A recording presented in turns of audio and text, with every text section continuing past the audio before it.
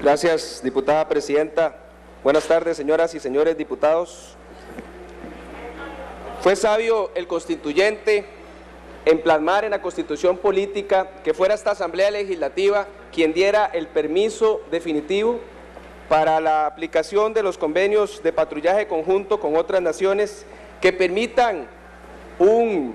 mayor control de nuestras costas, un mayor control sobre las bandas organizadas, sobre el narcotráfico, sobre las drogas y sobre la política que se ha venido implementando. Hace algún tiempo se decía que Costa Rica era un país de paso de la droga. Hoy, debido al aumento en la violencia que se vive en el país, a las bandas que se han desarticulado y a la necesidad de replantear nuestra estrategia, podemos definir de que Costa Rica ya no es solamente un puente para el paso de la droga, sino que también tenemos acá un territorio en donde las bandas se disputan terreno,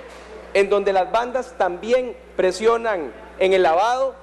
en la integración de jóvenes para esta cultura de violencia,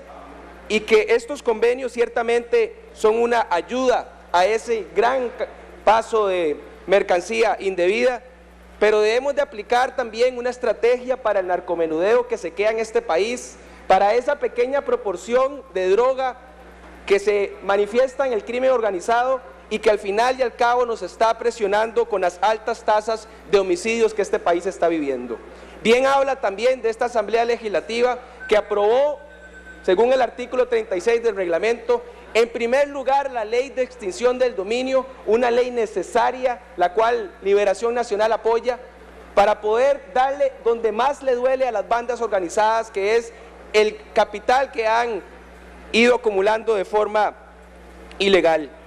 Y también es importante que la Asamblea Legislativa presione para saber cuál es la estrategia de este gobierno en cuanto al narcomenudeo y que no suceda lo que sucedió, la medida estratégica que utilizó el gobierno anterior de centrar su esfuerzo únicamente en los grandes decomisos y dejar abandonado en cierta parte el narcomenudeo, que es el cual se apodera en nuestras calles y en nuestros barrios y que los hace más peligrosos. Hoy en día con los megaoperativos vemos cómo en muchas de nuestras comunidades se está recibiendo de mal forma a los megaoperativos y a los oficiales porque ya se ha enraizado una cultura negativa provocada por el narcotráfico, provocada por el crimen organizado. Y eso es de preocuparnos.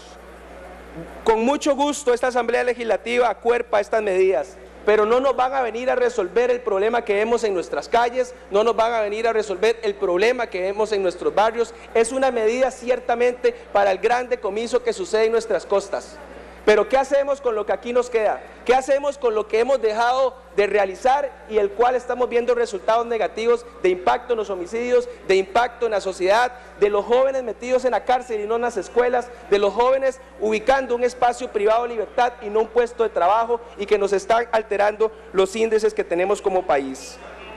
Estos convenios obedecen ciertamente a una estrategia de países que están teniendo un gran conflicto en su nación y que utilizan nuestras costas para poder atemperar esa llegada masiva de droga. Y Costa Rica debe ir más allá y no únicamente centrarse en una parte del territorio nacional, sino también explorar en la parte caribe, en donde tenemos grandes oportunidades con el país de Colombia, con sus bases también para el freno al narcotráfico, y que también es indudable que el Ministerio de Seguridad Pública, la Cancillería, ingresen a explorar estos tratados para traer a esta Asamblea Legislativa una medida paralela, una medida alterna para el freno también del narcotráfico que pasa por la parte del Caribe. El tema de la seguridad ciudadana también repercute en nuestras fronteras que tenemos en abandono, fronteras que tenemos porosas, descoordinadas, en donde los cuerpos policiales se mantienen distantes del trabajo que deben de realizar, en donde los operativos tal vez no se dan en conjunto. Por ejemplo, en Paso Canoas tenemos una policía de fronteras que se ubica a 50 kilómetros de la frontera y cuando el crimen se penetra directamente en la franja fronteriza con alteración de los mojones y de la soberanía costarricense por medio del comercio panameño que lo empuja hacia el sector costarricense, y aquí no tenemos ni las herramientas legales para poder tipificar esto como delito. Ahí es la primera medida que este país debe atender si quiere poder tener una respuesta concreta e inmediata en el tema del narcotráfico. Estas solicitudes que nos hace acá el ministro de Seguridad